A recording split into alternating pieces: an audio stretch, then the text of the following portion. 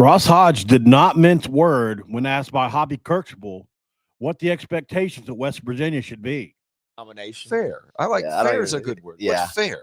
I think we would want to win a national championship. I mean, that's the only reason you do this. Ultimately, it's what we do. I think you can do it here. They've made it to Final Fours here before with Coach Huggins in 2010, and I agree. Let's talk about it.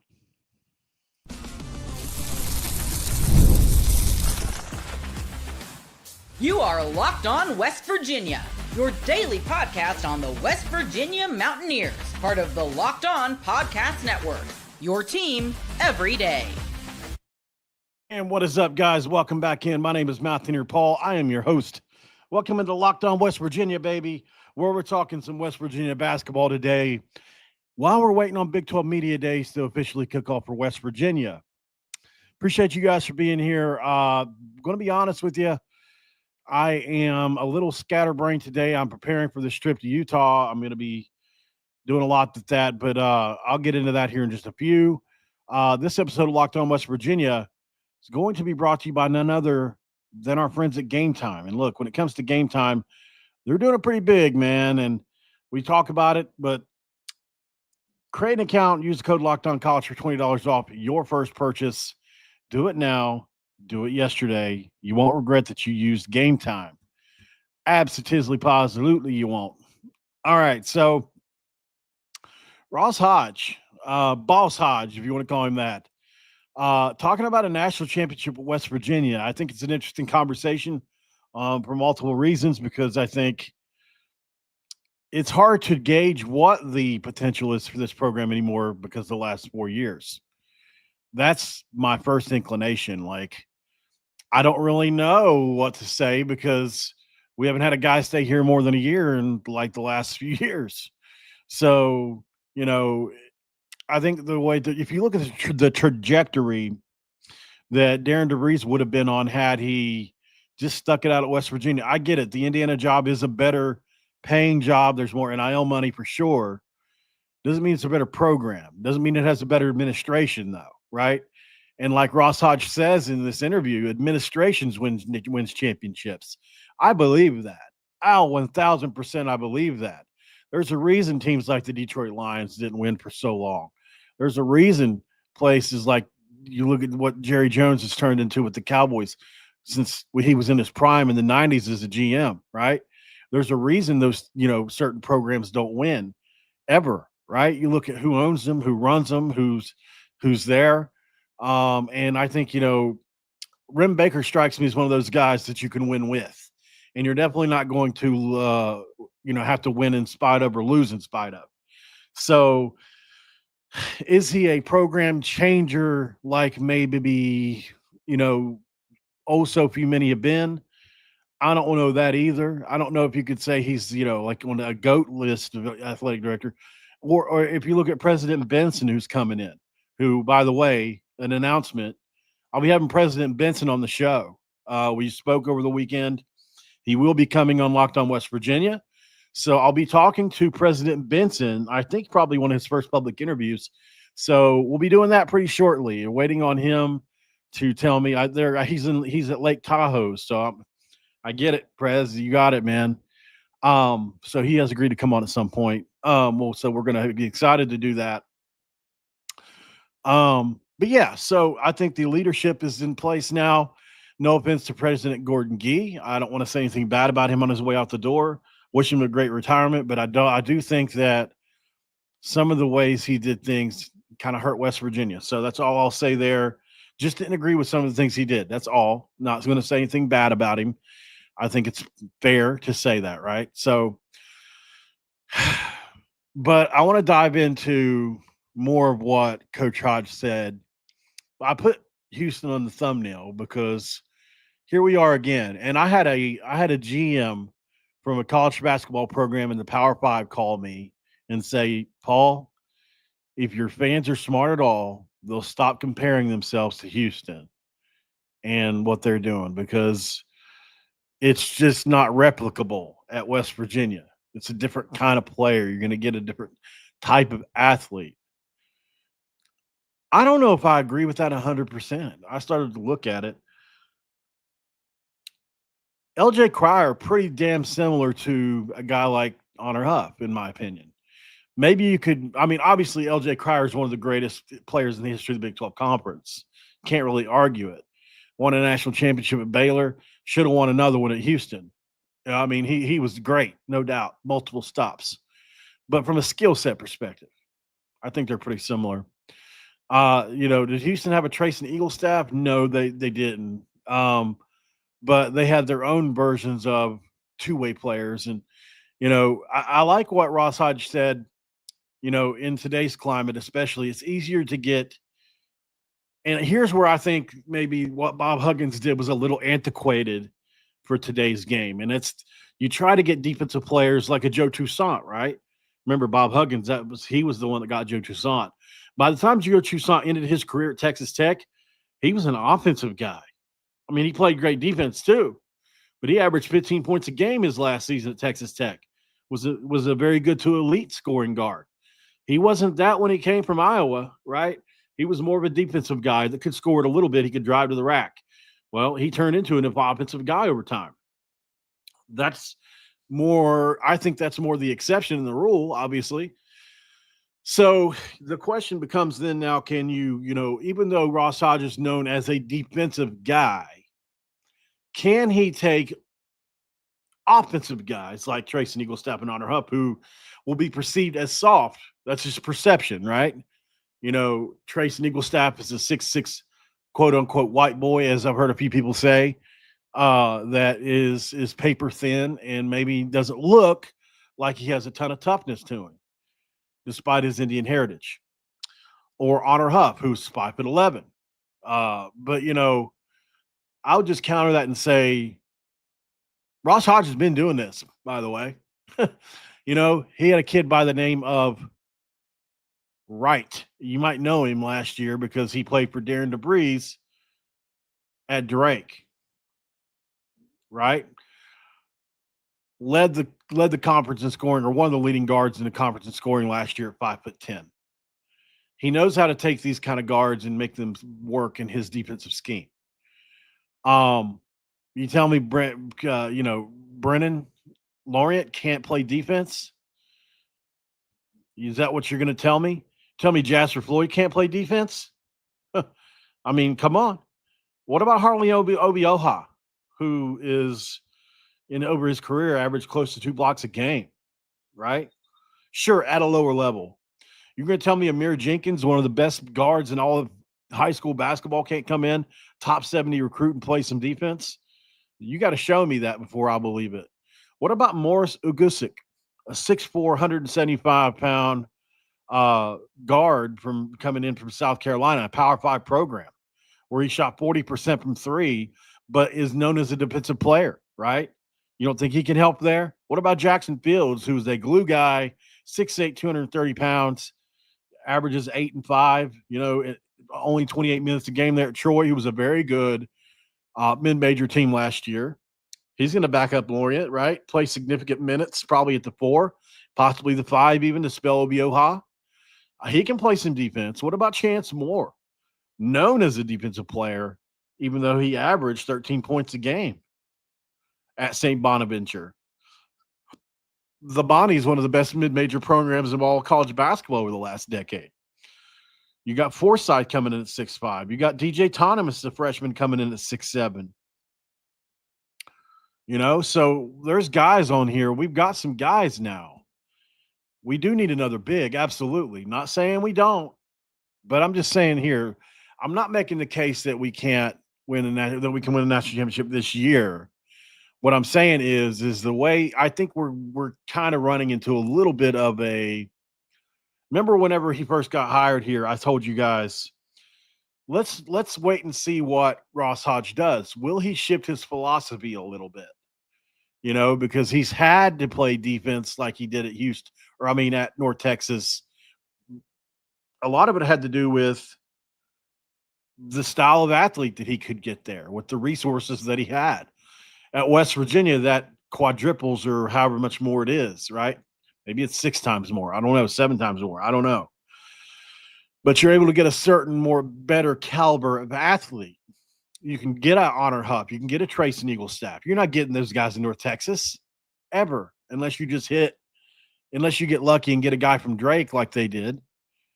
But like you're never going to get 2 or 3 or 4 guys like that for sure. At West Virginia, you can. And, you know, let's look at it like this. Let's pretend like it's on a 20-point scale here. There's, at North Texas, because of your resources, you can look at 5 points on the scale. That's what you had to recruit from. Not bad, but not great, right? At Kansas, you've got 20 points to recruit from. You can recruit all the way from JUCO, high school, Division II, Division III, all the way up to Power 4, right? And you could go right next door to Kansas State and get a guy. You can go right next door to North Carolina and get a guy. At West Virginia, on that scale, you're probably at about a 14, right? 13, 14, 15, somewhere in there. But your scale is much longer, and you can recruit much better at West Virginia. And I think Coach Hodge believes, based on the past, the history can be indicative of your future. Can you win at West Virginia national championship? It's a great question. I don't have the answer, but Coach Hodge believes it. Some other things he said in his interview today that I found noteworthy. We'll go through these quickly and go to break. He talked about a couple of different things. He reiterated his belief that a national championship was realistic at West Virginia. Like I said, he's mentioned that once before. He also talked about, why is it credible? Well, I think you got to highlight his elite defensive rankings at Houston. He talked about it. They finished second to Houston in numerous years, 5 of 6 years, as a matter of fact, and actually beat Houston in 2 years in defense. So, and keep in mind, Sampson's been there since 2014 now. So, this has been a head-to-head battle between the two schools in the same state. You don't think they've been modeling after Houston for a lot longer than we realize? So I think the question is, can West Virginia's defensive identity carry them to a title? Maybe not in year one, but certainly to the tournament in year one. Absolutely, I think. If you look at, he said this: technique is important. Trusting teammates is important. But if you don't have the want to and the willingness to play really, really hard, you're always going to be a little bit short. That's West Virginia in a nutshell, isn't it? Like that's literally Rich Rod. That's literally Bob Huggins. That's literally Ross Hodge now. It's who we are as a program. We're back to our roots. We got away from, even though I loved what Coach DeVries did, and he also had this defensive mind too. It's not like he didn't. But I told you guys whenever he was hired at West Virginia, it was more of a pack line defense, right? That he runs, and that's what we saw this past year at West Virginia with DeVries. It's going to be a little different, a little more exotic with a guy like Ross Hodge. So, he talks about coaching up players and the 3 guys as well. Talked about how Brennan Lorient and Jasper Floyd, he highlighted their growth. Lorient went from a reserve player at FAU to a key contributor and one of the conference's best players at North Texas. Obviously, he said, Floyd, the scale they used was, okay, how we want things done. This is where the coaches are. And then you've got 1 through 11, right? And let's say Amir Jenkins is right here since he just came in, right? As far as this is how the coach and staff want things played. 11 right down here is where Jenkins is because he's brand new. Jasper Floyd is number 1 spot, he said, as far as understanding how they want things done. I found that to be pretty interesting too. I'll tell you what, I've changed some of my thought processes on Jasper Floyd here the last couple of days. Lastly, in closing, I think we have to touch on, I think Coach Hodge, he is going to recruit guys that allow him to coach them. And that's exactly what he said. He said that was extremely important for them to be able to coach guys. And he said, you knock that out in recruiting, right? If you want hard-nosed guys like Kelvin Sampson Gibbs, You vet that in recruiting, and then you foster it in the program over the course of a couple of years. Hopefully we can sign players to contracts in the future so that we can do so. If so, maybe that thing that Ross Hodge said at the beginning of the show is actually possible. Maybe it is. Please like the video, guys. Subscribe if you're new around here. And I appreciate you guys for joining in. Kevin Varney, thank you for the super chat. I will let you know, brother. I thought I had these turned off. I'm so grateful for it. First of all, I want to let you know. So I work for a company now. This used to be my YouTube channel, but what happened was somebody hired me, paid me more to do it, and kept me as the host. So they actually get that super chat, which is cool. It's fine. It's not a big deal. I will let you guys know if you want to support me directly. It's at it's on PayPal. I think that's it right there in the chat on PayPal. So at ROCKELPAUL. But I do really appreciate the thought. So Kevin Barney said, great show, Paul. Like and subscribe, everyone. Like and subscribe, everyone. He doubled it up. I appreciate that, my dude. Really, I do. Let's go to break. On the other side, what we're going to do is a couple different things. I'm going to go over I've been asked to do this. I finally had a couple hours to sit down and do it. So I went ahead and separated the team by minutes. Everybody wants to know what the minutes are going to look like this year. An impossible task for me because I'm not in the meetings. But I went ahead and did what I think the minutes should look like for the players this year. Like who's going to get this minutes, that minutes, right? So we're going to do that next. Also, West Virginia football released their program. We're going to have a spin through that. And then if we got time, we might look at some basketball highlights as well. So some of you guys can look at some of the players we've got this year and understand kind of where we're coming from as a basketball program because we've got some good players. We'll be right back. This is Locked On West Virginia.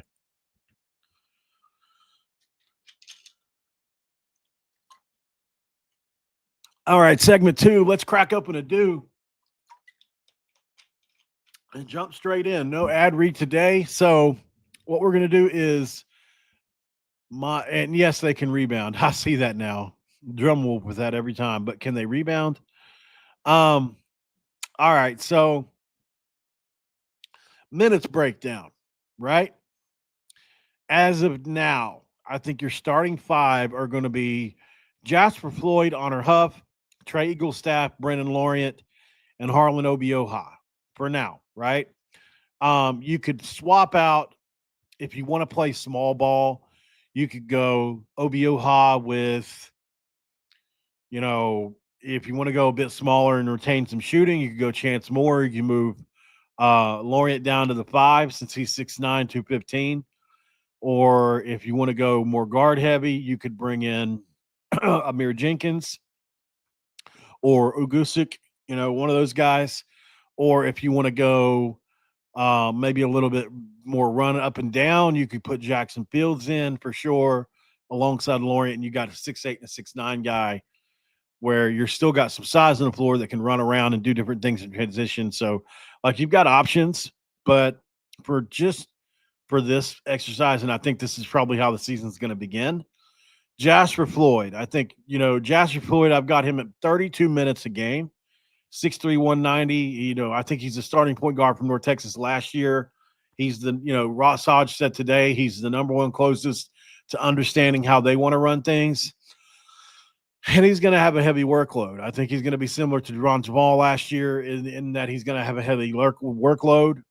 He averaged 29.5 minutes a game last year at North Texas, I noticed, and started all 36 games where he averaged 9 and 4 and a steal and a half a game. So he's got experience running Coach Hodge's point. He's got some playmaking ability. He can shoot it a little bit. He can do a little bit of everything. He's actually a very underrated player that I think a lot of people are going to fall in love with. It's very similar to a Joe Mazzulla type player, in my opinion, a guy that's a coach on the floor that can really do different things. He can score it at the cup if you need him to. He's definitely got a ton of experience against a multitude of different types of players. So Jasper Floyd, 32 minutes a game. Honor Huff. I struggled with this one because I think, early in the season, you're going to have to go a little easier on Honor Huff, in my opinion, because you want him for the late season, right? Late in the season, he's probably playing 32 minutes a game, 33. Early in the year, and based off the other guards you have, I think you got to go 28 minutes a game for now. He's a dynamic scorer, all Southland Conference selection last year, 15 points per game. We know he had, he played 36 and a half minutes per game at Chattanooga last year and led Division I in 3-point shooting, right? So there may be cases where we can't afford for him to be off the floor. And so I could see a situation where he maybe ends up by the end of the year, he's splitting some time with other guys to an extent, like to spell him, because the reason I say that is because he's 5'10", 5'11", right? He's 5'10", 168. This is what they have on the bill here. At that size, until I see more, if he shows he can take the beating over the course of the year and still play, 32, 34 minutes a game, I will be very impressed. And maybe he's going to put on some weight to be able to do that. But because of that smaller frame, I've got him at 28 minutes a game until proven otherwise. Would love to have him on for longer because he's our best shooter. But, that's where Eagle Staff's going to come in. 6'6", 190. I've got him projected at about 34 to 35 minutes per game. Probably going to be our leading scorer. He averaged 18.9 a game last year and 32 minutes a game at North Dakota. Obviously, we know he had a 40-point game. He had a 51-point game in Alabama. He's probably going to be our primary option, or one of our two primary options for sure. And his overall versatility and three-level scoring is going to demand heavy minutes, right? Because we're going to need him in multiple different scenarios, also in transition, and they're going to ask him to play defense. So, he started all his games the last 2 years. I think he's proven capable of a larger workload. I would love to see him pack on another 15 pounds personally in muscle. God, would I love to see that. I'd love to have I'd like to see him built more like an Eric Stevenson, who was only 6'2" or 6'3", but he's a little more bulky, a little bit stronger up top. So I think we can lean on him a bit. Brennan Lawrence is going to be an interesting one because, he's the AAC Sixth Man of the Year at North Texas, where he averaged 11.7, 4.9, and 24.8 minutes per game off the bench. As a starter, his two-way play, he plays great defense and he plays offense.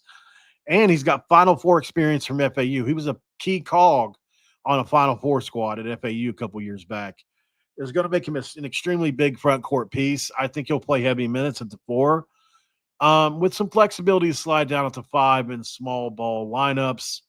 And I've got him at about 30 minutes a game. And by the way, this is if everything goes right. If everything goes wrong and OBO High can't play what I think we're going to try to get out of him, or, if he doesn't work out or whatever, this goes up to like 35, right? So just my opinion. So Harley Novioha, our 7-foot center, 280 pounds. He's our primary center. He's going to be our primary rebounder. He averaged 10 and 6 last year in 20 minutes per game at UNC Wilmington. Obviously, ODA is unlikely to play much. We know that. OBL High is the only true center on the team at this point in time.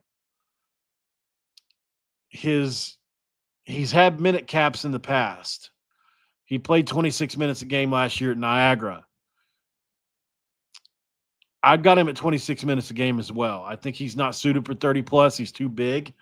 He's 7 feet tall, almost 300 pounds. He's going to have to slim down to 250 if he wants to play 30-plus, in my opinion. Love to see him prove me wrong because he's talented.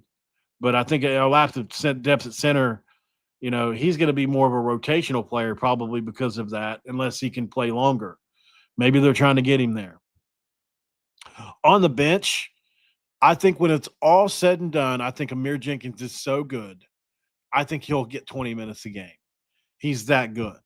No doubt about it. I love Amir Jenkins. I think he's going to prove to the world why he's such an elite player. Reclassified 4-star point guard. He brings elite potential, limited experience. We get that, but he's ranked top 100 in the 26th class. He chose West Virginia over Arizona State. Creighton, a bunch of other teams. And I think he'll be the primary backup to Floyd, right?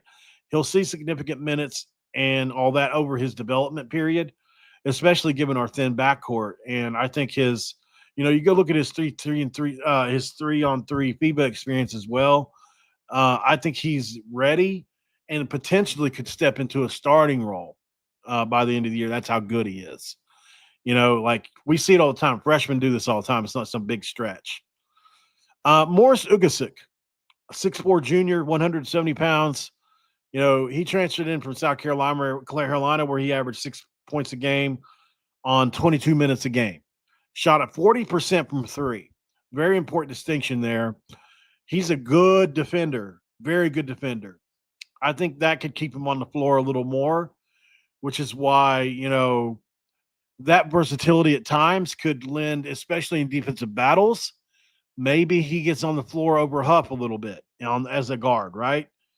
Or, whoever's playing that two, or maybe you swap him out on the three, for Eagle Staff even at times if you need more defense. I don't know. But he provides shooting and defense, which are two things you got to have in every team. Jackson, and I've got him at 18 minutes a game. Jackson Fields, I'm giving 16 minutes a game. I think, he averaged 7.9 and 4 and 5 rebounds last year in 28 minutes per game. He also started the most games on the Troy roster last year. And, he was an NCAA tournament player last year. It's super big experience for him. He's a 4. We're going to need him for size. I think he's going to be a valuable reserve for us. He'll back up Lorient and play situational minutes at the 5 to spell Obioha. And then, rounding this thing out, I struggled with this.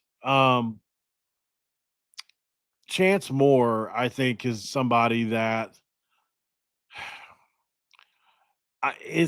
I really love him. He averaged 13 points a game at St. Bonaventure last year.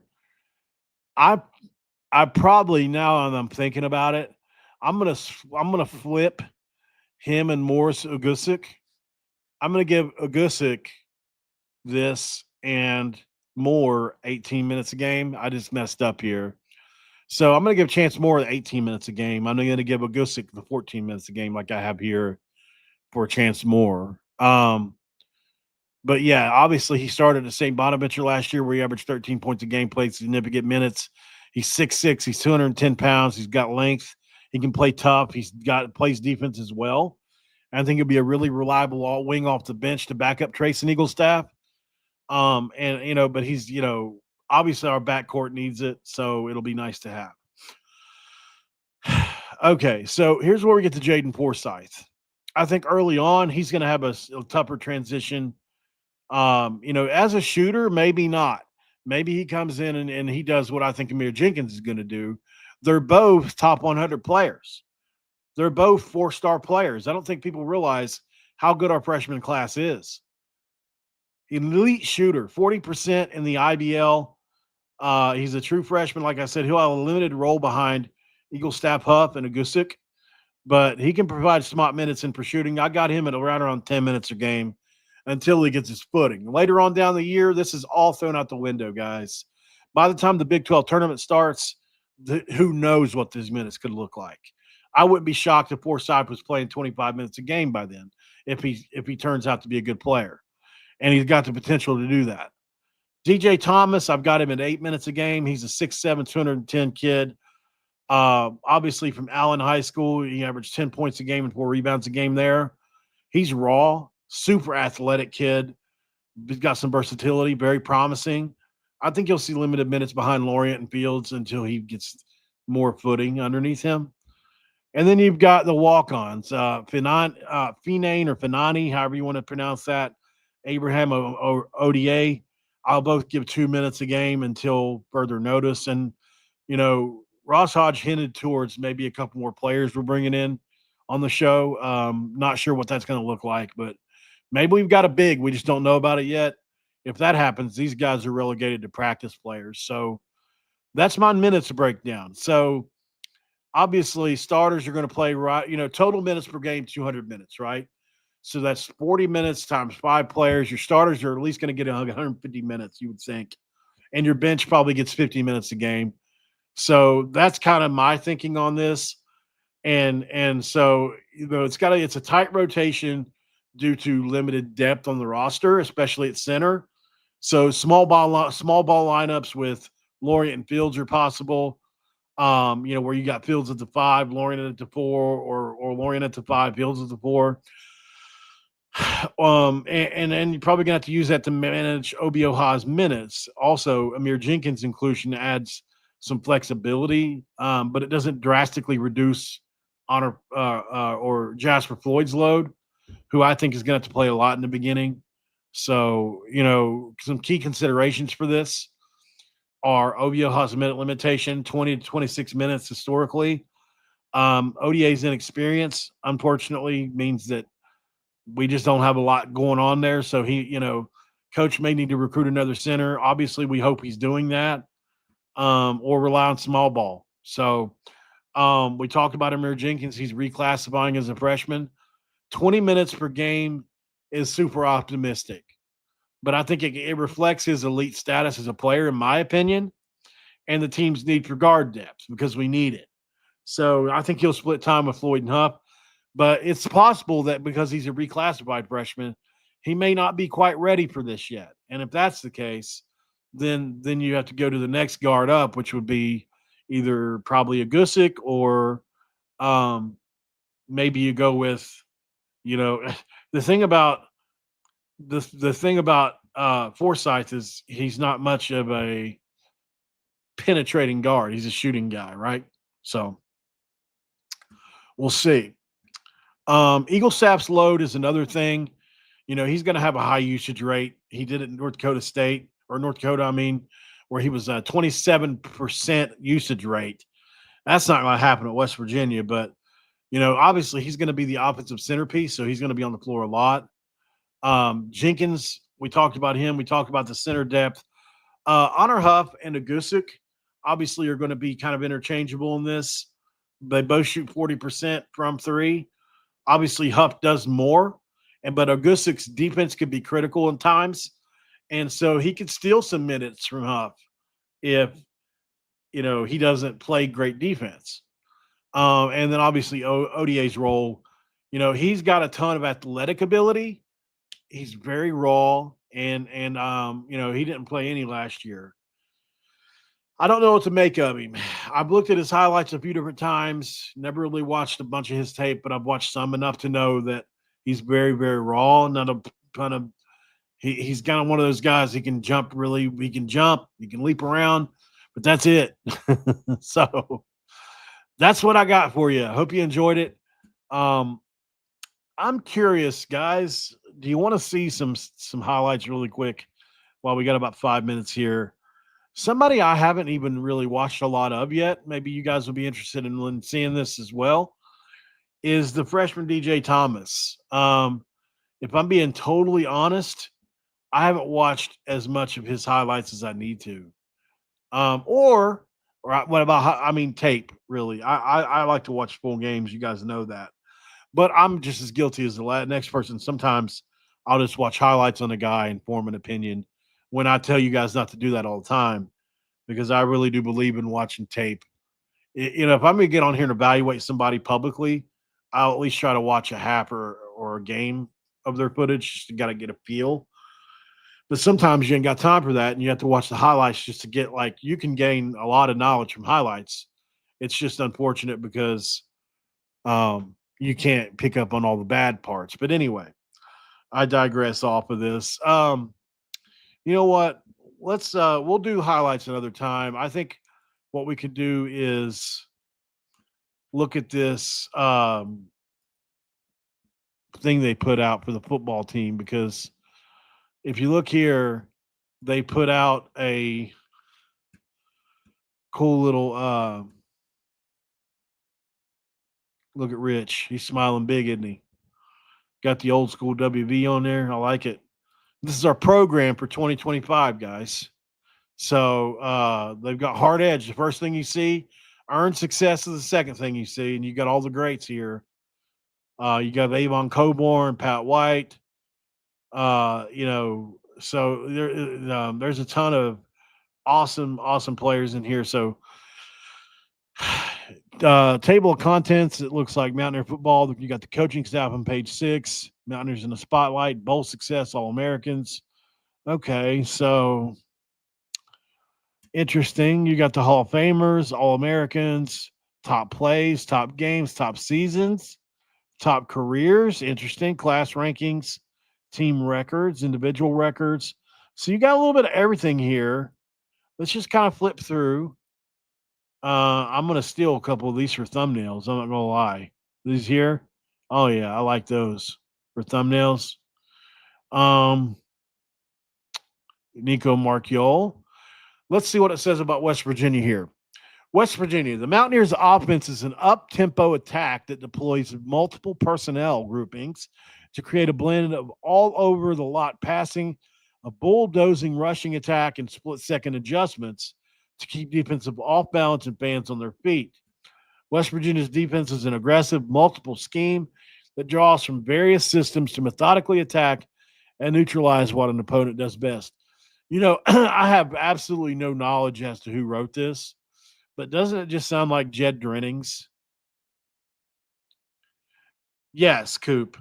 Amir Jenkins is playing in 2025. He reclassified. It's a big deal. Sounds like Jed Drennings, though, to me. Coaching staff. You got Bruce Feldman saying this is the best coaching hire of the cycle. So, yeah, there's a lot going on here, man. Check it out when you guys get time. If you look at the West Virginia Twitter account or X account, you'll find this thing here on one of their pages, on one of the clips or one of their tweets they put out. Here's College Game Day, Acrisure. There's Big Noon Kickoff last year. Big letdown for Penn State, that's for sure. Look at Mark Ingram. He was in the he had the buckskin on and everything, didn't he? All right. 84% wrong. That's one of my favorite pictures ever. And these are two different games, by the way. Two totally different games. One of these is the Fiesta Bowl. The other is the Orange Bowl. And if you go back and look at the Sugar Bowl, that one there had, I think, the biggest map of all of them, the Georgia one.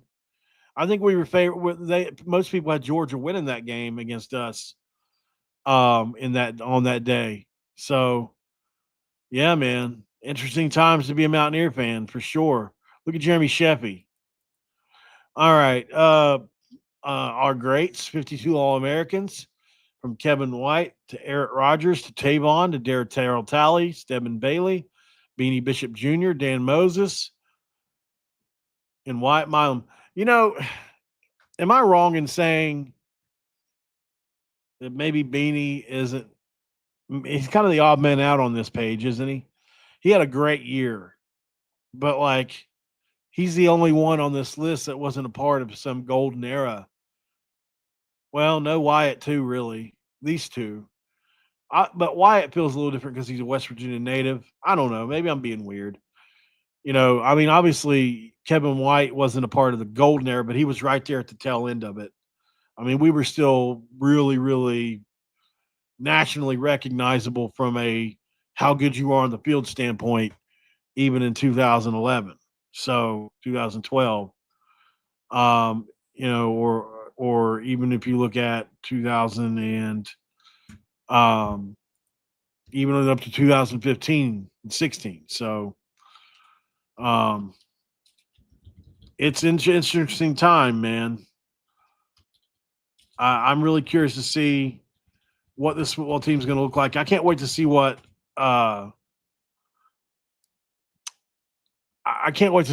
Rich Rod says, because I'm really looking forward to his press conference. I hope it's not the same old,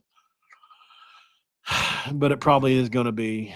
If we're not going to, it's probably going to be that You guys want to take a bet on what he says in today? I'm gonna make a couple predictions. He's gonna say the 25 years of experience repeated, the 1 year of experience repeated 25 times. He'll say that. He'll say I'm a better coach today than I was yesterday. I think he'll say earned success. Obviously, he's going to say hard edge. And by the way, I'm not saying that these things are negative. I am 1,000% on board with it because I can only relate things to how I am in recovery, right? And in recovery with addicts, slogans are a big deal, right? Because you say them to yourself, or at least I do. For instance, if somebody ever asks me to keep a secret that I'm not comfortable with, or, that's like obviously if somebody says, don't tell somebody about the baby shower, that's different, right? But if somebody says, hey, I kicked that dude's door in, don't tell anybody, that's a wholly different ball of wax, right? So one of the slogans in recovery is secrets will keep you sick, or you're only as sick as your darkest secret, right? Because obviously, if I'm willing to keep a secret about somebody committing criminal behavior, I'm probably not far away from a relapse somewhere, right? Similarly, with what Rich Rod has going on here, these slogans that you can repeat to yourself, like hard edge, this has got to do the earned success. These different things can be a motto for yourself to keep you on track. It can be a guiding North Star to kind of keep you on board and pointed in the right direction, which is what we need in recovery and on the football field. There are parallels, believe it or not. All right, guys, I don't have time to flip through all this. As you can see here, there's a ton of media guide here. There's 212 pages, but you've got every single player. You've got a little pamphlet with every single player, all the way down to what they've done in the past, different things. So there's a lot here going on. I would highly suggest looking at it. If you're a casual West Virginia fan, I'm not saying there's anything wrong with that. Not everybody can be like me or Raven or people in the chat who are just nut jobs that know everything about the team, But if you're wondering why did Jordan Scruggs, maybe somebody you're wondering today, how did Jordan Scruggs get ranked over Michael Coach Jr. in college football 26? When I've been telling you guys all year, multiple times I've said, hey, look, for whatever reason, he's ranked right behind Jamori Robinson as our second highest rated transfer. I don't know why. Do we have two really good bookend corners? I damn sure hope so. But yeah, if you want to know why, check him out here. Other than that, I don't have a lot else, guys. I appreciate you for joining in. Like the video if you can before you leave. Subscribe to the channel if you're new around here. We're so close to 5,000. And I'll see you on the next one. Utah trip for me coming up here in a couple of days. I'll have content most every day. Even when I'm traveling, I'm carrying my laptop with me to the hotel. So as long as I've got internet, we should be good to go. I made sure to get semi-expensive hotels for the way down so that we have that. And I'll show you guys Utah while I'm down there. I get to interview Kalani Sitake, the head coach at BYU, one-on-one down there in BYU. I'm looking forward to that. Get to meet all the players, get to do a bunch of stuff. They're giving me a credit card. They told me I could spend whatever I want. It's going to be a fun time, guys. I'm not going to go too crazy, but I might buy some BYU gear while I'm down there just to put on the wall. I was thinking about this the other day. I don't mind because I support the Big 12. I wouldn't mind having some Big 12 stuff to put on the wall. There's only one team that or two teams or three that I won't buy any Marshall stuff. I won't buy any Virginia Tech stuff. I won't buy any Pitt stuff. I wouldn't buy any Maryland stuff. I wouldn't buy any Louisville stuff. There's a few. I wouldn't buy any Cincinnati stuff, really. Anybody from the old Big East. So, yeah. All right, guys, I'll keep rambling if I stay on here too much longer. I'll be back as soon as Rich Rod talks. I'll be back. I'm going to be doing multiple episodes today. So for sure, this isn't like maybe not. I'll be back as long as we get some stuff from them today. I don't know what their schedule is, if they even speak today. I didn't think about that, but as long as they speak today, I'll be back. Other than that, let's talk to you guys in the next one. Thanks for making Locked On West Virginia your first listen, and for being part of the Locked On Podcast Network, where we talk about your team, the Mountaineers, every single day. And I'll talk to you on the next one, guys. I'm out.